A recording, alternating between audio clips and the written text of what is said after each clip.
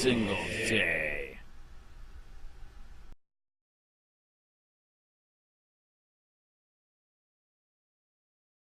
Charlotte County Sheriff Bill Prummell dream of pre-crimes is here. If you are thinking about freedom and what our founding fathers said to take it back, he might pre-crime you so you can't bring back freedom again. Was couples' fatal dispute preventable? New domestic violence unit aims to intervene early. By Ann Easker, staff writer. Last week, a Port Charlotte woman stabbed her boyfriend to death after he'd been drinking. In her statement to Charlotte County Sheriff's Office deputies, she said he was often abusive when intoxicated. Detective Bill Prummell said the boyfriend had been arrested, but the cases had never been prosecuted. That case is an example of exactly what the Sheriff's Office hopes to prevent by creating a new domestic violence unit, in which Prummell serves as the detective. With my position, specifically being able to help the state strengthen a case or assist them, or with the assistance of our advocate being able to get involved and offer the family, or this couple, services, that could have been prevented, he said. Ashley Brito, 33, was charged with second-degree murder a week ago for fatally stabbing her boyfriend, Justin Burton, 35, in a home on Lakeview Boulevard, in Port Charlotte. The unit is made up of Prummell, along with intelligence analyst Brett Armstead, and domestic violence advocate Chelsea P., who works with CCSO through the Center for Abuse and Rape Emergencies, CARE. Chelsea's last name was not released to the Sun, per CARE policy. The unit is supervised by Corporal Dustin Pale. So far, the team has spent 1 month tracking domestic violence offenders and rendering aid to domestic violence victims throughout the county. In regard to the murder, Prummell said looking back, it seems alcohol was a huge factor in the couple's domestic disputes.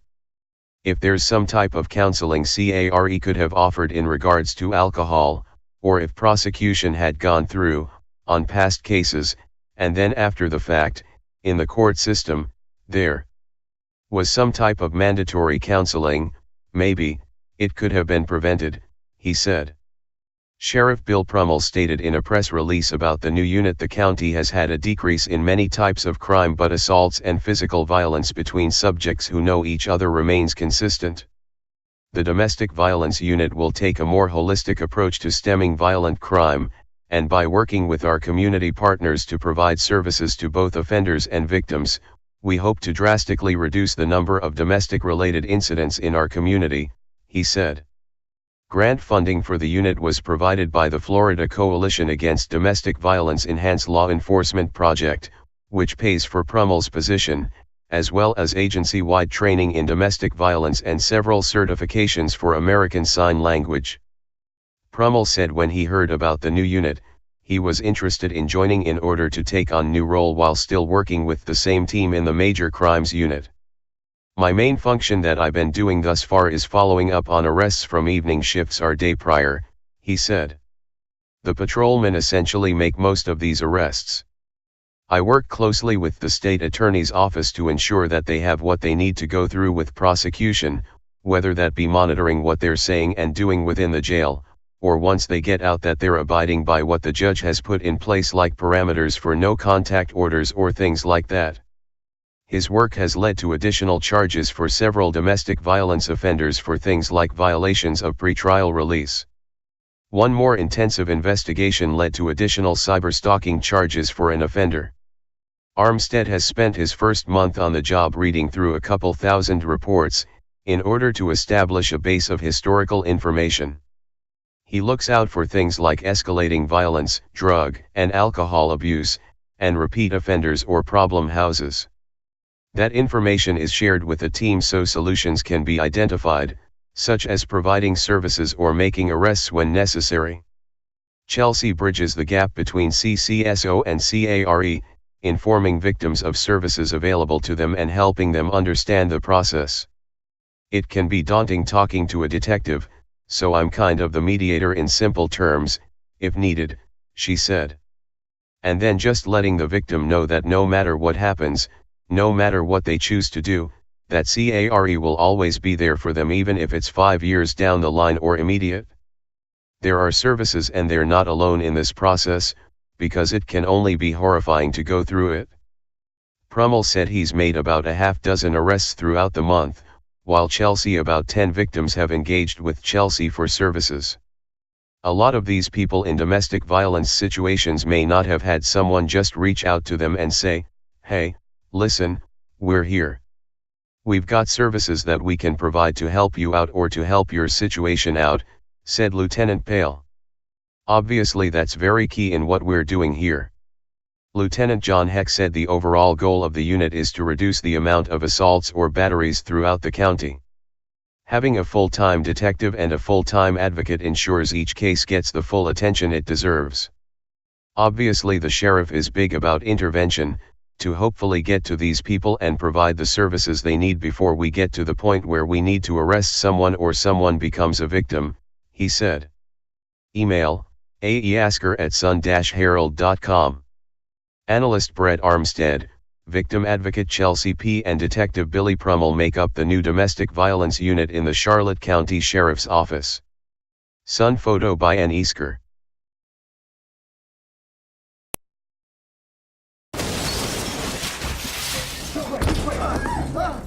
Look at me.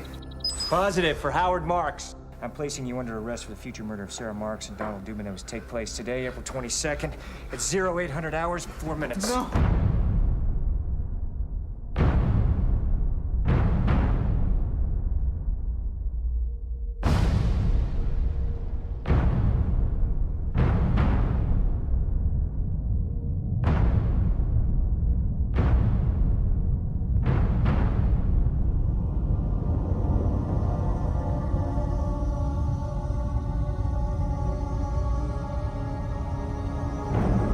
John, don't run. Everybody runs, Fletch.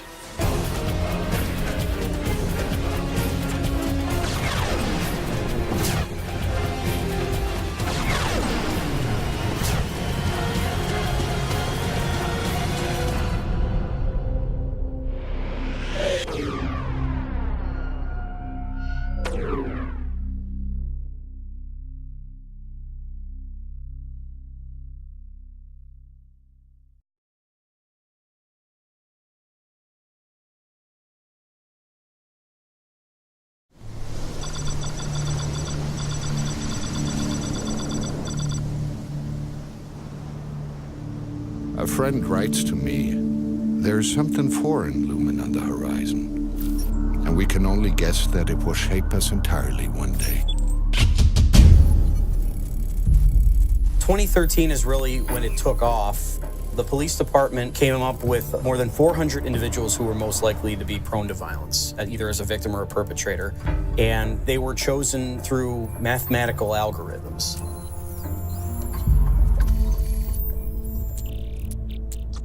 A prediction is being made about something an individual has not yet done but is going to do. And a preemptive arrest is made of someone before they've performed an act.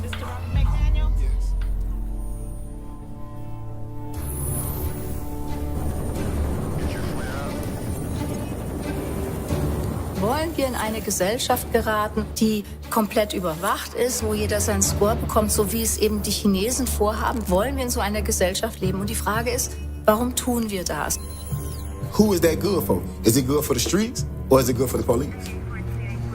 They haven't told us what the algorithm is that they're using to identify people. There's no way to get off the list once you're on it. It's the securitization of our society. It's not aiming to a certain future. The future is already in the present right now. Die Überwachung ist nur und alleine dafür da, in ihre Zukunft steuernd und regelnd einzugreifen. This is the new world, and right now, the policymakers haven't really thought through the consequences. They haven't figured out how do privacy laws adapt. And it's important, I think, to ask these questions now.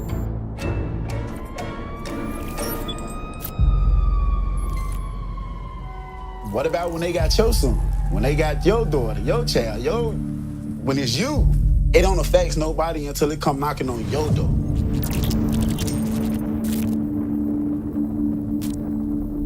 I think we're at the very beginning of a very big conversation.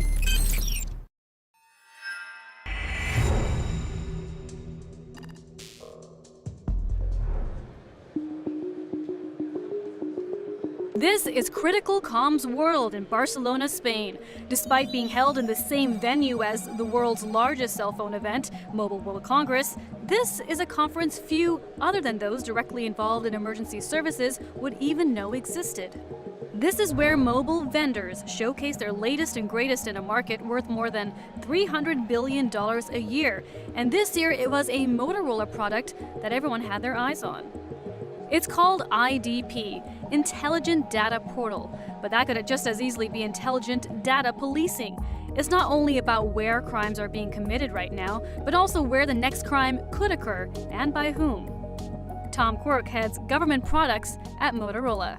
We see our customers operating in three ways. Before an incident, sometimes known as pre-incident, during an incident, mid-incident, after an incident, post-incident.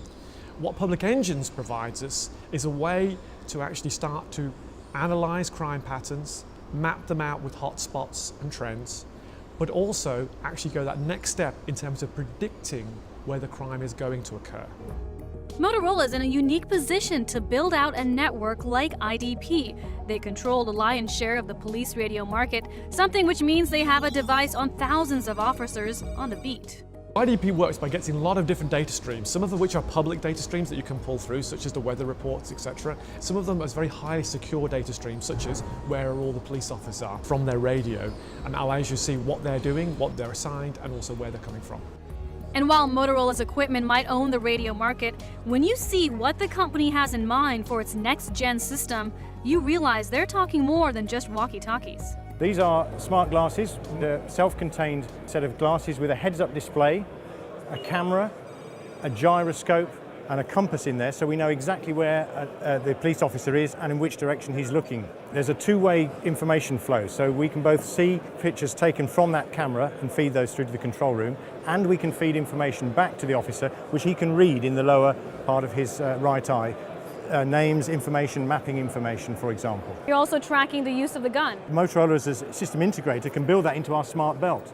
So, for example, withdrawing the pistol would trigger an event into the belt, which is again fed through Bluetooth to the hub, and we can then feed that information straight up to the control room so they know that that weapon has been drawn. Well, this is the connected police officer. Here's top to toe, Bluetooth connected, absolutely. All the information from officers on the beat feeds back into a centralized data center, and they say what happens next is changing the policing landscape. In 2015, Motorola acquired Public Engines, a company that does the back-end analysis of all those data streams. So this product brings together data from a number of different data sources. I can see everything on the map, all the incidents that are happening. I've also got a view of all the resources, so police cars, policemen wandering around with mobile radios. If they have video cameras connected over LTE, we can view those as well.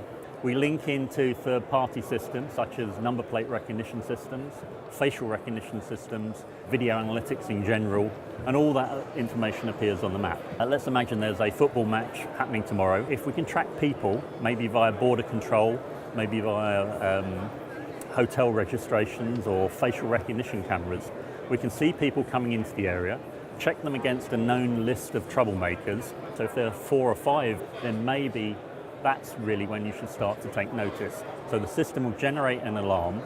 They still haven't done anything at the moment, but at that point the police could say, let's deploy some resources so that they're ready for any trouble if it happens. And IDP data streams aren't just restricted to the real world. The system can also detect unrest on social networks, pinpointing that sentiment to locations using a post's GPS information. But this all raises the obvious privacy concerns. How do you ensure that this data is secure and stays private? Well, all the transfer of data over networks can be fully encrypted. The LTE transfer, we can run secure tunnels so that data can't be hacked into. Obviously, once the data is in the police systems, then they're in a secure environment anyway. Motorola also says the system adds transparency with every altercation an officer is involved in being recorded. Add to that the success rate. One customer has seen a reduction in crime occurring by 30 to 35%, which is a phenomenal amount. And really that's being created by basically determining where that crime could occur and putting patrol officers in place to deter people from committing the crime in the first place. We've also seen with some other customers a reduction of at least 20% in terms of what we call FBI Part 1 crimes. And those crimes are very severe crimes. And those numbers have seen Motorola push even more heavily into acquiring even more data. In a partnership with a number of other vendors, Motorola has created a model patrol car that provides a completely new angle from the beat. With more than 8 HD onboard cameras, everything is integrated, and with facial and license plate recognition even automated.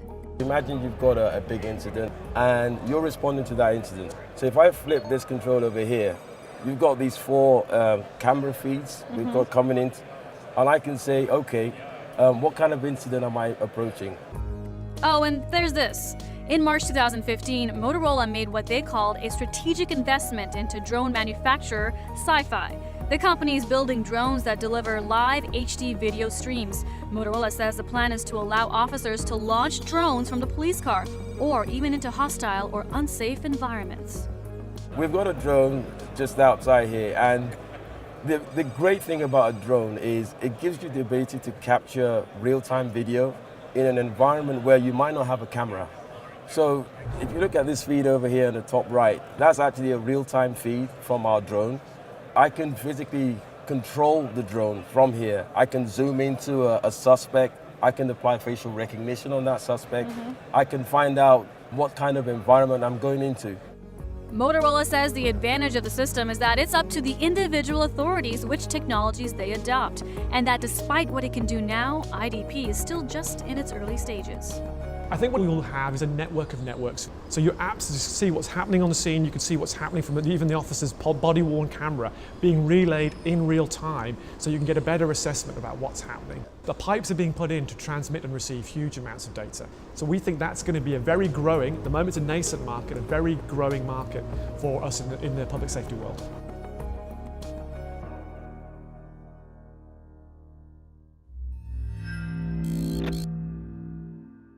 Are covered in CCTV cameras. Authorities are gathering data on its citizens. It would be all too easy to confuse the real world with a sci-fi dystopia.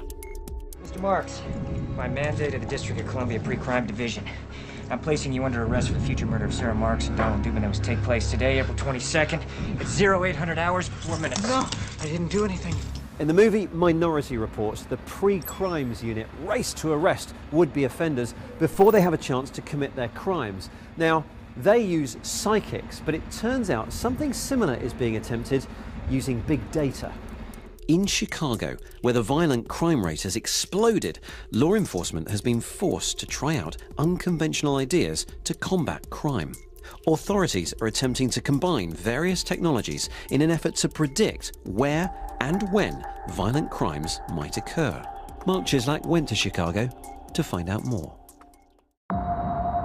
Violent crime in Chicago has seen a dramatic increase. A 15-year-old male shot in the neck. Those shots fired at her. Tom and this one just coming in. Sorry, shots fired. Send me a wagon with a body bag also. The drug industry is what helps them fuel the violence by being able to pay for their activity. In 2016, 726 murders were committed in the city, a 19-year high. That's more than the number of murders committed in New York and Los Angeles combined. Chicago is a city most famously known as the Windy City. Well, recently it's earned a nickname that few residents are proud of, though. They're calling it Chirac. That's because gun crime is so extreme in some neighborhoods, they're comparing them to war zones. The issue has received increasingly negative attention in the US, with President Trump tweeting, "If Chicago doesn't fix the horrible carnage going on, I will send in the feds." But many believe that to fight crime in the city, first the authorities must understand its causes. Eddie Bocanegra has for years worked to help young people surrounded by violence in the city. Now a director of the YMCA, he also serves on the Mayor's Commission for a Safer Chicago. Good seeing you. Good seeing you, sir. So this space here that you've got, what do you use this for? So we use this space for a lot of our kids between the ages of 13 and 19, many of them who are in gangs, many of them who are on probation or parole, but more importantly, kids who have experienced a lot of chronic violence. When you see in the front page of a paper saying that a 15-year-old person killed someone else, these are the kids. Gunshot victim, gunshot victim, gunshot victim. The response from Chicago's police department is a new initiative driven by technology, which aims to predict where crimes are likely to occur.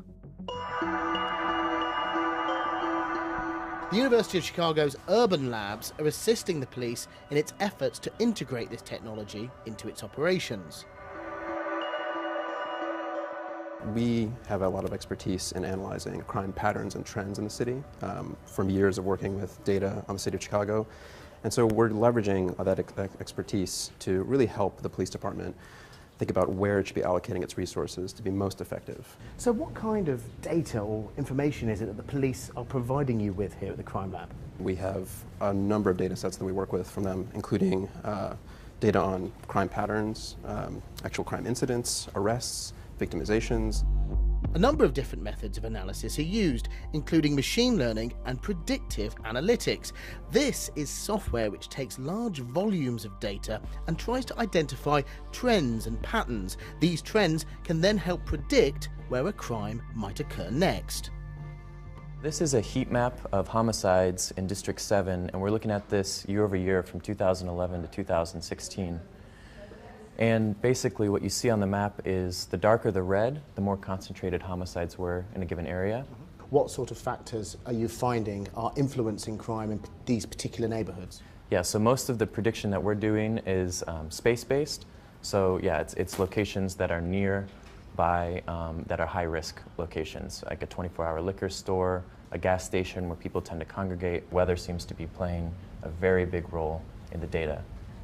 You know, we just had a beautiful weekend, and we just had a significantly worse amount of shootings than we had in previous weekends. The police are using these predictive tools to inform the deployment of officers and resources to areas where they think crimes are likely to occur.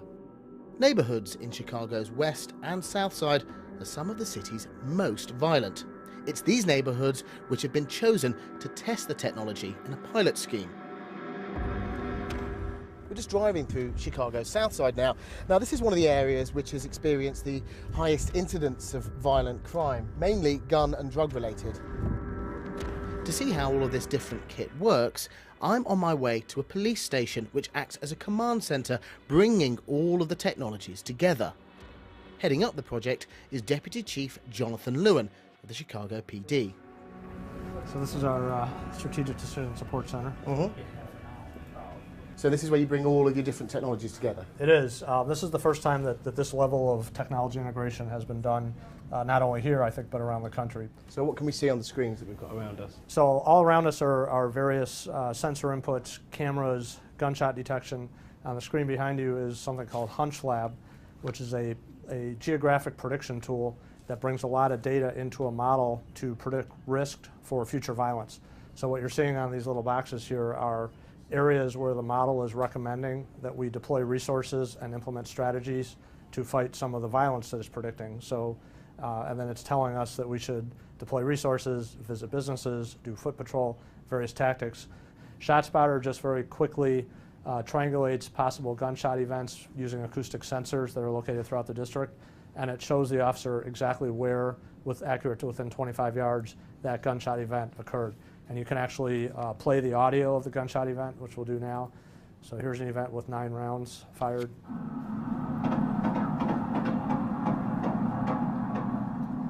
And in this case, you can see that the location is actually the backyard of a house. So that's going to be very accurate. This is the decision support system, and this is where everything comes together into one place. It will soon be available in the hands of officers on smartphones. So in this case, we're looking at a 911 call of a robbery that just occurred at 7600 South Marshfield. There are 4 cameras within a 300-foot radius of that call. Here's the real-time video from those cameras. These guys here, these are possible suspects, or these are people that might possibly be involved. Potentially. How do we know that this is identifying the right people? We find that they're very accurate. We find when we test and measure them that the model's recommendations, because we can backdate it, we can look at a known outcome period and we can see how it performs, and we know that it's picking the right people because we know that it's accurate. But it doesn't make mistakes, of course. That's where the people come in. But some of this technology is proving to be controversial, especially this. It's called the Strategic Subjects List. Where HunchLab is concerned with predicting crimes and locations, this list is concerned with predicting crimes and individual people. So this is a risk model, just like HunchLab is a place-based risk model. Yep. This is a person-based risk model that's looking at variables such as arrest activity. So have you been arrested for a gun offense in the past? Have you yourself been shot? So it's using some crime victim data. Is your trend line in criminal activity increasing or decreasing? What was your age at the time that you were last arrested? It's using those variables, nothing about race, nothing about gender, nothing about ethnicity. It's using objective measures to determine risk for a specific person. It's basically telling us that this person is 500 times more likely than a member of the general population to be involved in a shooting, either as a victim or an offender. So in here we can see his affiliations, his gang affiliations. He's a gang member. We can see also his, is this his arrest record that we can see? His arrest record, you can see that he has a weapons arrest. He was arrested here for aggravated battery. He strangled somebody. So here's a first-degree murder charge. Here's another arrest. This is a narcotics arrest. So the score estimates how much more likely an individual is to be the victim or the perpetrator of a violent crime. The police use this score to inform what they call intervention strategies. This is not designed to be a punitive tool. So this is used to drive what we call a custom notification process, which is literally a site visit to this subject to say, you've come to our attention for these reasons. We want to get you out of the cycle of violence. We can offer you the following social services. Maybe it's job training. Maybe if they have children at home, it could be child care services. But also, if you don't leave the cycle of violence and you keep committing crimes, you're going to be subject to enhanced criminal penalties because you're a repeat gun offender, for example. And can you see why, if police officers go and visit somebody out of the blue, it might seem like they're being victimized, for instance? Everybody who has a risk score has committed a crime in the past, so otherwise they wouldn't even be in the model. Groups like the American Civil Liberties Union, though, disagree. They aren't happy about the use of some of these technologies. Police showed us a database of people who've been involved in violent crime in the past and an algorithm which suggests if and when they might again be involved in a violent crime. They pay that person a visit. What's wrong with that? The police show up with, oftentimes in large numbers, along with a number of social service providers. But what they won't say is what social services are offered. Is it just them or is it their entire family? What is the success rate once that occurs? The fact is that most of the people who are charged if you take two people who are arrested for a simple drug possession, if one's white and one's African American, the African American is far more likely to be charged, maybe even convicted. We see that there is then, in essence, a once convicted, always guilty sort of theme that comes out of this list. While there might be disagreements about the use of this technology, everybody I spoke to has similar ideas about an ultimate solution to tackling violent crime in Chicago. It's got to be everybody that's a stakeholder in this coming together to solve the problem. What is really needed across this city is a commitment to community-based policing. I think a lot of it has to do with preventing, with healing, and creating space where individuals could civically engage back into the community. Well, that was Mark, and this is Mark.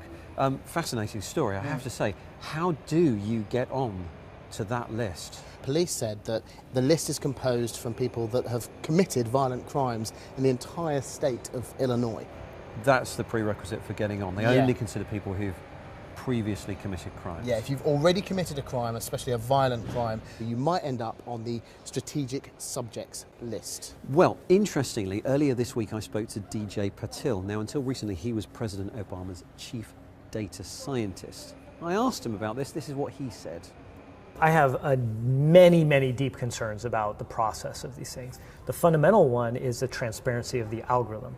Very recently in the US, we had a case that was written up by ProPublica. What was being used was a number of variables that were very prejudicial, and specifically your race, your background, your life experience. You know, these data sets of offenders, we also know oftentimes have an increased bias because of the way police enforcement happens. Or is it happening in one neighborhood versus another neighborhood? Now, do I think there's merit in the use of this data? Absolutely. And the way we saw it, and this is why we created the White House Data-Driven Justice Initiative, is we realized that, hey, a huge amount of these people have other problems, and we can help them. Welcome to the Week in Tech. It was the week in which we learned that Disney has filed a patent for human... Hey, Sheriff County, this is Sheriff County COPWATCH. I am using any video here with under fair use if you have criticism, reporting, teaching, etc. And please donate. I do not make money from YouTube, and there are different ways to donate in the video links. Thanks.